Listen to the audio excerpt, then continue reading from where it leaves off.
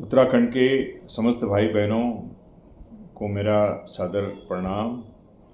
और आज मैं उत्तराखंड समानता पार्टी की तरफ से आप सबका स्वागत करता हूं इस वीडियो में, और आपसे रिक्वेस्ट करता हूं कि इस वीडियो को लाइक कीजिए और शेयर कीजिए, क्योंकि मैं इसमें अपने राज्य के हित के विषय में, अपनी जनता के हित के विषय में कुछ महत्वपूर्ण बातें आपको बता रहा हूं कि हमारी पार्टी क्यों इस इलेक्शन में कूदी है।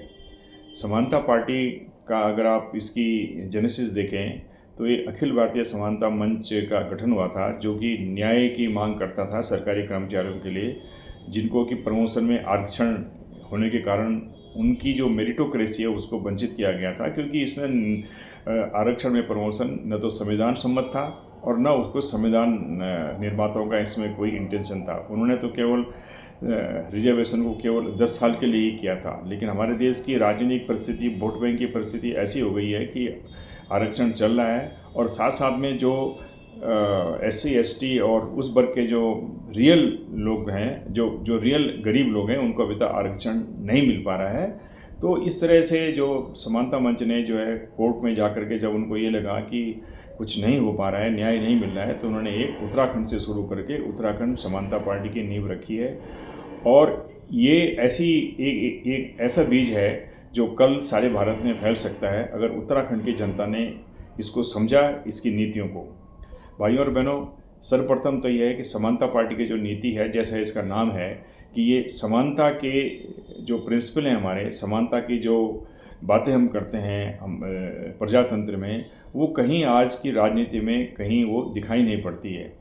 और हमारी राजनीति जातिवाद, क्षेत्रवाद और पैसे की राजनीति हो गई है, जिसमें कि भ्रष्टाचार चरम सीमा पे हो गया है, नेपोटिज्म चरम सीमा पे हो गया है। आपने तो देख ही लिया है कि हमारे कितने स्कैम हो रहे हैं। हमारे जो युवा हैं, बेरोजगार हैं, वो उनको कहीं नौकरी नहीं मिल रही है और नौकरियों को भेजा जा रहा है। नकलची जो है आगे आए थे, आपने देख लिया पिछले 4-5 साल में यहाँ क्या हो रहा है।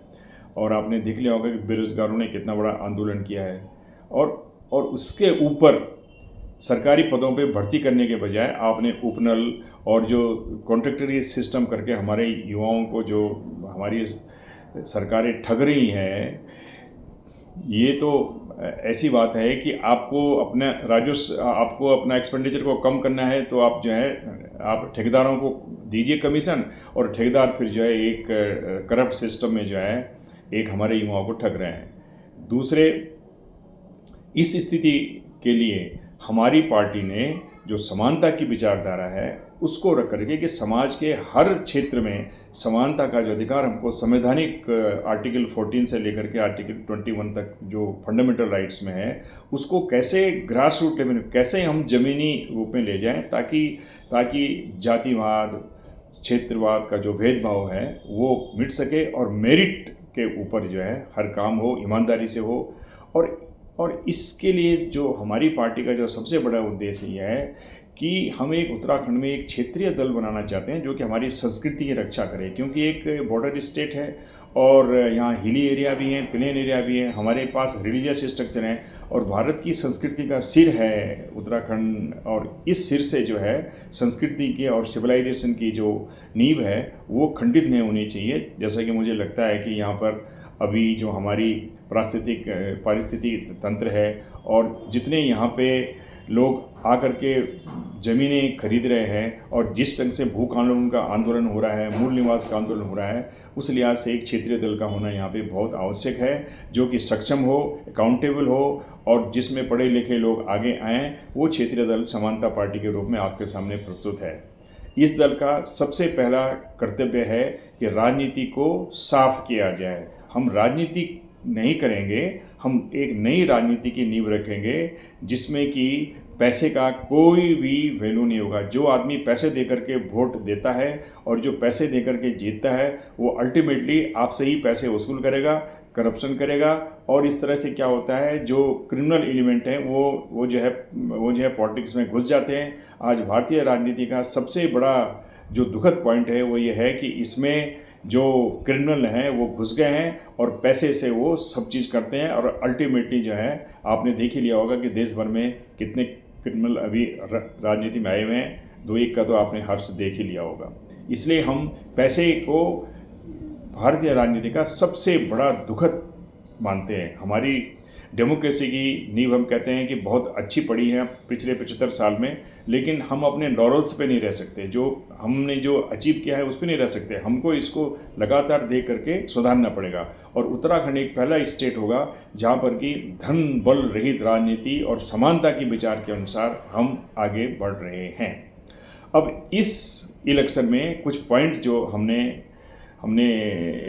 अपनी जनता के सामने रख रहे हैं। हम क्यों इस लोकसभा इलेक्शन में कूदे हैं। 5 में से 2 स्थानों पर हमने अपने प्रतिनिधि खड़े किए हैं।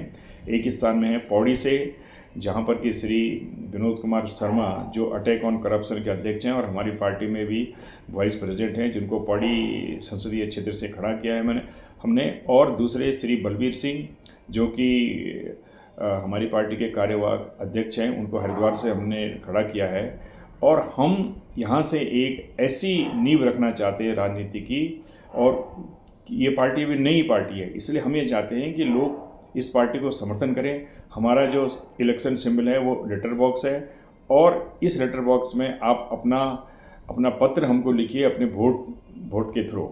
और इसमें हमने, जैसा मैंने पहले कहा है, सबसे पहले तो हम ये कहेंगे कि हमारी संस्कृति की रक्षा हो, हमारी पारिस्थितिकी तंत्र की रक्षा हो, हमारा एक सशक्त भू कानून बनना चाहिए। क्योंकि यहाँ पे जिस तरह से लैंड का ट्रांसफ़र हो रहा है, जिस तरह से लोग बाग आ रहे हैं, उससे पहाड़ों का जो कल्चर है, जो संस्कृति है, वो ज़रूर खतरे में है। और दूसरा जो भू कानून का जो डिमांड है वो इसलिए भी है क्योंकि पारिस्थितिक तंत्र जो है, यहाँ पे नेचुरल डिसास्टर क्यों हो रहे हैं, वो अनप्लान्ड ढंग से रिसोर्सेज का यूज होता है, उससे जो है पारिस्थितिक तंत्र जो है खतरे में पड़ रहा है। इसलिए एक सशक्त भू कानून और संस्कृति की रक्षा के लिए हम आगे आए हैं, और एक समानता की विचारधारा ताकि समाज में हो, उसको कैसे प्रतिपादित किया जाए, इसलिए हम जो है आप सबके सम्मुख आए हैं। अब हमने कुछ पॉइंट्सों पे कुछ उद्देश्य जो है आप लोगों के सामने रख रहे हैं। इसके अलावा कि एक ऐसी शासन हो जो कि जनता को एक स्वच्छ और ईमानदार और भ्रष्टाचार रहित ऐसे नेता पैदा करे जो कि इस राज्य की सेल्फलेस सर्विस करे। उसके लिए हम सबसे पहले ये देख रहे हैं कि हमारे युवा किधर जा रहे हैं। हमारे युवाओं को ठगा जा रहा है। आपने देखा होगा कि कितने लोग जेल चले गए हैं पेपर लीक में, कितनी गवर्नमेंट ने एक्शन लिए हैं, पर क्या हमने कभी सोचा है कि इसके लिए कौन जिम्मेदार है?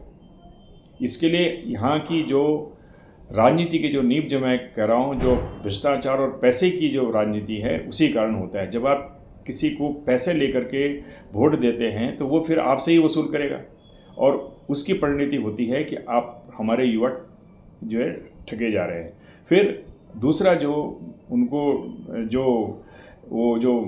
ठगे जा रहे हैं वो है कि सरकारी जो डिपार्टमेंट में जो पद भरे जा रहे हैं उनको जो है हम कॉन्ट्रैक्टर सिस्टम में कर रहे हैं। ये एक बहुत हास्यास्पद बात है कि आपको अपना सरकार का खर्चा कम करने के लिए जो सरकारी कर्मचारी हैं उनके बराबर आप उनको नहीं देना चाहते हो, तो समानता का अधिकार कहाँ रहा है? Equal pay for equal work. एक बाबू जो रेगुलर है, एक एलडीसी, और एक दूसरा जो आपने लगाया है, वो तो आधे पैसे तो 10 या 20-30% तो वो खा लेता है ठेकेदार, फिर कुछ वो भ्रष्टाचार में लिप्त हो जाता है। इस तरह से हमारे लोगों को ठगा जा रहा है, उनको जो है जॉब नहीं मिल रहे हैं। तो एक हमने उनका इशू इसमें उठाया है कि इसमें उनको सीधे नौकरी मिलनी चाहिए। मैं युवाओं से अनुरोध करूंगा कि आप हमको वोट दीजिए, और इसी उद्देश्य से हमने एक युवा जो आपका टिहरी गढ़वाल से चुनाव लड़ रहा है, भोपे कुमार, उसको भी समर्थन दिया है बेरोजगार संघ का।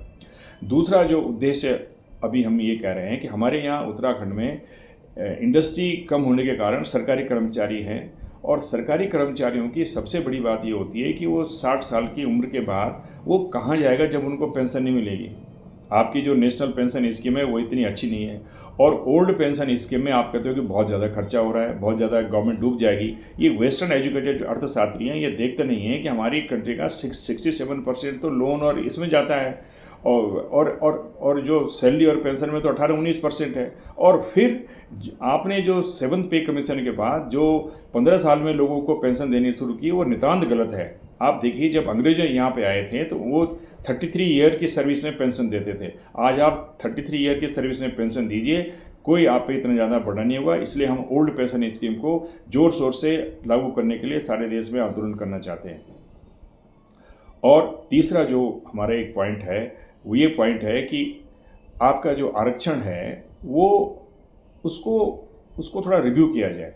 ये एक तो प्रमोशन में आरक्षण बिल्कुल बंद होना चाहिए, इसके लिए सारे देश में जो है लोग बाग एकजुट हों। और क्योंकि इससे हमारी कंट्री की जो प्रशासन तंत्र के जो मेरिट है वो ख़त्म हो जाती है। मैंने देखा है कि ऐसे डिपार्टमेंट हैं जैसे कि एनिमल हस्बेंड्री है, मेडिकल है, इनमें तो डायरेक्टर ऐसे डिपार्टमेंटों में तो जब पोस्टें जब खाली होती है सीनियर लेवल में तो कोई अच्छा वो मिलता नहीं है। तो इस तरह से मेरिट को ख़त्म करके इस तरह से प्रमोशन में आरक्षण जो है असंवैधानिक है, इसको ख़त्म होना चाहिए। दूसरा, आरक्षण का जो अभी एक समाज में एक जागृति आ रही है कि आरक्षण तो एक उसके बेसिस पे, इकोनॉमी के बेसिस पे आपका इकोनॉमिक क्राइटेरिया होना चाहिए। और अभी सरकार ने जो 10% आरक्षण दिया है सवर्ण वर्ग के लिए, उसमें मेरा कहना यह है कि आरक्षण को होलिस्टिकली देखा जाए।